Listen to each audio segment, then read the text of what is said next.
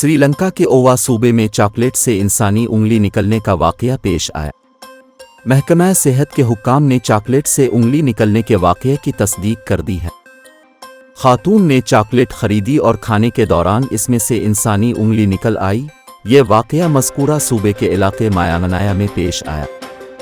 इस वाकये के बाद वो खातून मुताल्लिका सरकारी अफसर के दफ्तर गईं और शिकायत जमा करवाई, जिसके बाद इस सिलसिले में कार्रवाई करने वाले पब्लिक हेल्थ इंस्पेक्टर्स ने इलाके की दुकानों से इस कंपनी की तमाम चॉकलेट्स को जब्त कर लिया।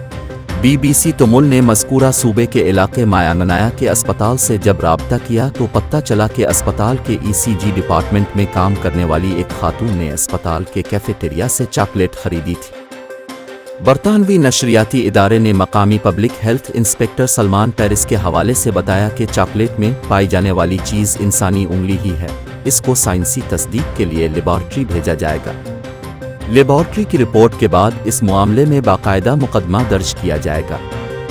उनका कहना था कि यह पहला मौका है कि श्रीलंका में ऐसा वाकया पेश आया।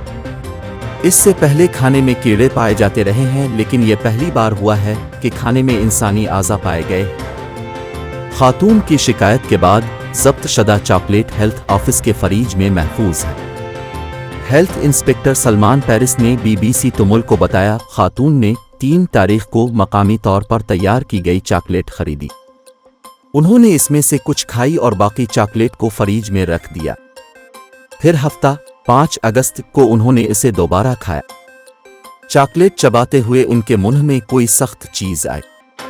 उन्होंने सोचा कि कोई ड्राई फ्रूट होगा, इसलिए उन्होंने इसे जोर से चबाया, लेकिन फिर महसूस किया कि ये कुछ और है। जब उन्होंने इसे अपने मुंह से निकाला तो ये इंसानी उंगली थी।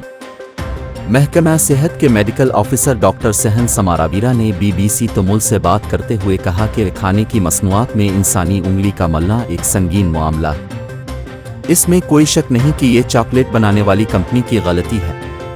अदालत को इस बारे में आगाह कर दिया गया है। इस सिलसिले में पब्लिक हेल्थ इंस्पेक्टर ने पीर 7 अगस्त को हाई कोर्ट के मजिस्ट्रेट को रिपोर्ट पेश की थी।